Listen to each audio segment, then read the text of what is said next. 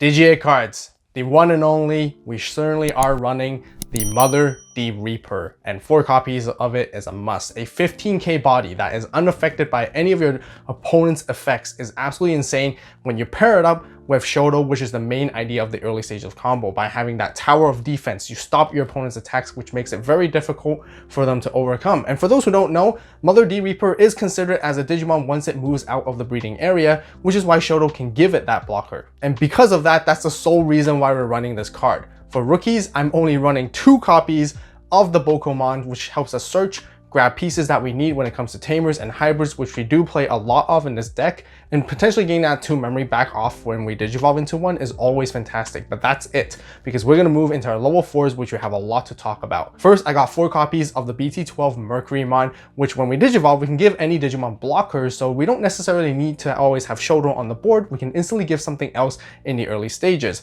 Then for the new mercurymon from BT18, I'm running 2 copies of it just to have that nice protection from being returned to hand or deck. And having the extra 2000 DP definitely comes up to help us beef up our blockers. Now, really important thing to keep in mind that both our mercurymons can Digivolve on top of Sephirothmon for 0 cost, which will come up when it comes to certain situations and combos. But speaking of Sephirothmon, I'm running 4 copies of the new BT18 one. When you Digivolve or play this card, you get to slide 1 hybrid trait level 4 or lower Digimon from your hand or trash underneath it, aside from Sephirothmon. Afterwards, you get to activate its on-play effects as if it was its own. And don't forget, all the mercurymon effects that we just talked about are all on play, which is how this synergy and combo works. Just like the new mercurymon, opponent's turn with his inherited extra 2000 DP. Then I'm still running 4 copies of the older Sephirothmon, which taunts our opponent's Digimon as its main anchor to let us blast Digivolve and counter and remove them as we go into it. And also keep in mind, all the Sephirothmons can Digivolve for 1 on top of a mercurymon. But that's not all for our black hybrids. That is because I'm also running 2 copies of Metal Kabuterimon from BT18, which has on play, and when Digivolving, you get to de-Digivolve one of your opponent's Digimon,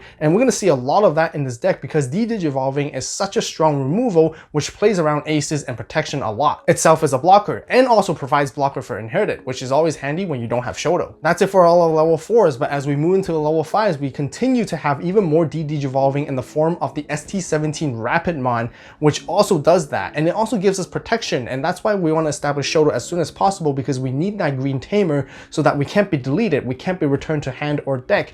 And having that inheritable is really nice to trash our opponent's security, which is one of our offensive strategies, which we'll always want to try to Digivolve this guy on top of any of our black level 4 hybrids. Aside from that, BT11 Mamimon, which I got 3 copies, is also really crucial to help us fetch and search Tamers as we Digivolve or even hard play this guy. Now I want to note, we're never going to be able to resolve its inherited effect in this deck just because we don't play any Digimons by effects in order to gain that blocker. I also have 2 copies of Adamon, which has the similar concept to Sephiroth to taunt our opponent's Digimon to attack into us. You can hard drop this, minus 3000 DP, and then potentially go into an ace to remove something instantly off of it, which is always great. As for its inherited effect, we don't really get to utilize it either, aside from milling ourselves when opponents attack, because we just don't have anything that's level 3 yellow or black to play off with. But that's it for level 5s, and now let's talk about the main star of the show, ShadowSeraphimon ace from BT18. You want to blast Digivolve into this guy, de-Digivolve your opponent's Digimon, block, DP reduce, and that's the main way to remove anything that you want instantly thanks to this effect. Now, the one thing why it's really important to have Sephirothmon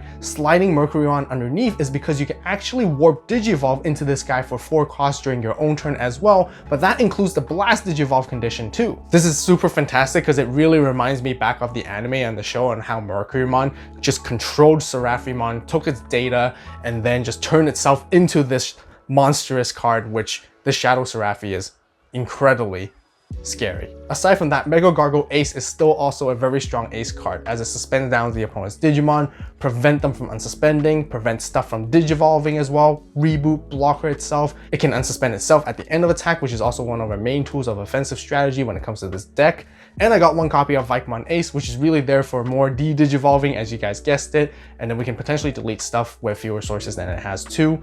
But that sums up for our level 6s, and as we move on to level 7s, I got the 2 copies of the Quartzmon, which can Digivolve on top of all of them, and we get to gain memory back, we get to suspend down the entire field, and this is exceptionally good against decks that are hybrids, tamer focused, and the more wider the board they have, you can just put a halt to the game, and this card alone can just help you end games by trashing security, beating down stuff, and suspending stuff all at the same time.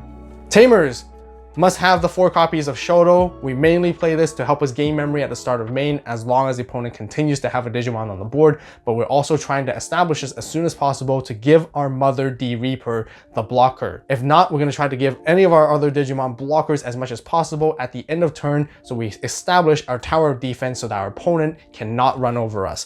As for Black Tamers, definitely got the 4 copies of Satsuki, which is intended to give us memory at the start of main, just like Shoto does. You guys might be wondering, what is the purpose to run these kind of Tamers when you can't even mind link to utilize their secondary inherited effects? Well, the whole reason is because that all your Black hybrids can Digivolve on top of Tamers naturally, and what you want to do is mind link them out at the end of turn so you can constantly gain the memory back over and over again, but also as a way to recycle your Black Tamers so you can continue to go into another hybrid turn after turn. That's the same reason why I'm running Shu Yulin, and the whole idea is to give me as a memory setter. And this gives us access to go into these Tamers, which we want to prioritize at Digivolving, because whereas we got this ST15 time where I play 3 copies of, this is a Tamer that we generally don't want to Digivolve, but rather keep on the board, because whenever we block or redirect an attack, suspend this guy, gain extra DP, and draw 1, which is always constantly valued, where we can beef up our mother easily to 17k, which is not easy to run over. Then for options, I'm only running the 3 copies of Heaven's Judgment as a main removal tool. Since we play a variety of colors, this is really effective as we can clear opponent's board, and because we have green Tamers and we have a bit of yellow sources, it's very easy to utilize this option card to really just wipe out the opponent's board. Alright, tech choices and other cards that you guys can also be including in this deck. One of the spicier builds I've seen is that you can also run Beetlemon. Since it's Black Hybrid, you can have it alongside with JP to give your stack protection as you Digivolve up and as you Blast Digivolve, very similar to Rapidmon. And also having Beetlemon inherited, you can always play out the JP or any Tamer underneath it back over and over again. It's super nice. And with JP's inherited, whenever you switch attack targets, which is when you block, you can play any Tamer with inherited effects, meaning it can be any of your Mind Link Tamers too. And since you're running quite a number of yellow and black level 4 Digimon, you can potentially go into Shakomon and DNA with it for the similar concept of giving that kind of protection that you want to have. Aside from that, it can also just hard Digivolve, which is totally fine. And if your stack is ever in threat, you can always utilize Partition to play out the 2 bodies back out and utilize their on-play effects again. Digimon is another great level 6 that you can run, and despite it not being an ace card, the main idea is that it helps you play out your Tamers even more, and you can potentially play even more bodies out the more Tamers you have. If your plan is to play the Beetlemon package and with additional Metal Kabuterimons, Cherubi Ace is great because you can play it out because they're yellow, so they can utilize their on-play and synergize with DP reduction all together, which is really good for even more removal. Aside from that, Alliance for additional checks is always great to deal damage to help you finish those games. Since the nature of this deck is to slow down games, and often enough your opponent might set up an incredibly wide board, and if they disrespect Death-X, that's when you can just simply hard play it, de-Digivolve, and wipe out their entire board off of it too. Digimon Emperor is always a Tamer that you should consider as well. Despite it not being black that you can't Digivolve into your hybrids, it helps slow the early game down to prevent your opponents from rushing you down with rookies, and it buys you enough time to help you scale into the late game. But other than that, because you have a lot of removal in your deck, having that draw power with its secondary effect is always great because it gives you access to more cards to play. Then for other options, you can include Trident Arm and Luckless's Demons, which is other methods to taunt your opponent's Digimon. We also get to de-Digivolve off Trident Arm, which we get to see a lot already, and they get to block your opponent's attacks. That's really good ways to get rid of their stack instantly too. Alright, combos and how to play the ShadowSeraphimon Black Hybrid deck. Cards that you want to see in the beginning of your mulligan hand as soon as possible are going to be your Tamers and your hybrids. You want to be able to climb up, Digivolve, and all that. And most importantly, you want to have Shoto established as soon as possible because you want to synergize it with Mother so you have a big blocker on the board to help you slow down the game. Ramp up to your 4s and then use your 5s for utilities and then blast aces into your 6. Alright, starting with the very first combo, I'm going to show you guys the basic ways to get into ShadowSeraphimon as soon as possible, and one Black Tamer is all you need. In this case, let's just say you have Satsuki, and if you have a Mother Reaper, just always make sure to push it out depending on the situation if you need. If your opponent has a Digimon on the board at the start of main, you get to gain 1.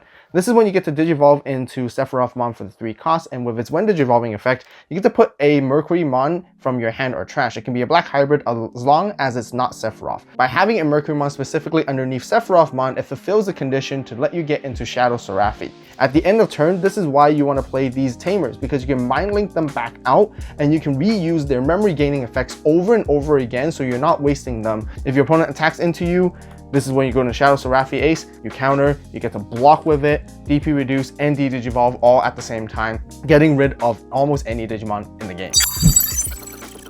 So for combo number 2, this is where your opponents are not falling for the trap from combo number 1, and you want to have the exact same setup, and this time with a little bit different cards. You want to make sure your opponent has a Digimon on the board once again and have Satsuki, and you can Digivolve into a mercurymon for 2 costs. It can either be the older one or the new one. The new one gives you that protection, the older one gives you the blocker, but the whole idea is you want to end it with a ShadowSeraphimon once again by Digivolving it for 1 cost and passing your opponent down to 1. With ShadowSeraphimon, when Digivolving, this one with the BT12 will taunt your opponent's Digimon, forcing it to attack. Don't forget to end of turn Mind Link back out, and once the Digimon is forced to attack, this is when you get to actually go into ShadowSeraphimon on your own will, clearing off that Digimon, removing the board, and so on.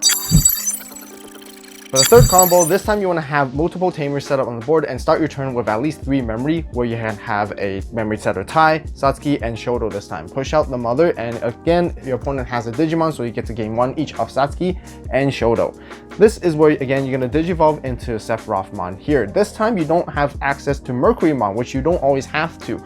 And this is why the level 5s are really good. Once you taunt your opponent's Digimon, you can Digivolve into Rapidmon, and it can be any of these level 5s, Mamemon and Edamon for double taunt, Mamemon for playing even more Tamers. And by having these level 5s, they bridge you into ShadowSeraphimon anyways. So once your opponent's taunted, Rapidmon is also going to de-Digivolve your opponent's Digimon and also give you protection for 1 whole turn.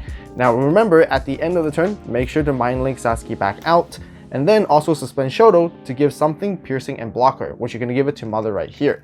Now once your opponent is taunted and attacks, you get to Digivolve into ShadowSeraphimon because Rapidmon is black and ShadowSeraphimon can Digivolve on top of it. Once you Digivolve, you're going to do the same thing, de-Digivolve, block, DP reduce, and all that. And this time, because you have Tai, you get to suspend to draw a card and also gain extra DP buffs. And thanks to having Rapidmon being one of my favorites, this is your offensive tool. Once you block the opponent's Digimon attack, you take it down. You also get to trash their security thanks to its inheritable. Don't forget to grab the Spirit Transcendence collection on the AVAULT store right now, as we have limited quantities. As always, thank you so much for watching. You guys have a great day, great night, wherever you are. See you next video. It is AVAULT signing out.